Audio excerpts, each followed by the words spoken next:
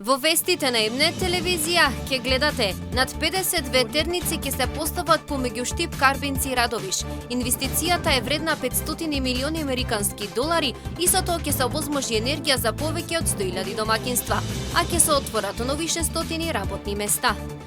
Цените на производите во продавниците повисоки за 2 до 3 денари. Граѓаните едва и врзуваат крај со крај за да го поминат месецот. Минималната кошничка зголемена за 5,5% споредбено со месец јануари годинава. Жителите во населбата Балканска во овој период од годината се соочуваат со непријатна мирис од фармата во Чардаклија. Надлежните велат ќе се работи на решавање на проблемот. Ново уредување добија неколку пристапни улици во Штипска железничка. Се работи во горна и долна железничка и се решаваат проблемите на граѓаните стари со децении. Почнуваме веднаш по рекламите. Останете со нас.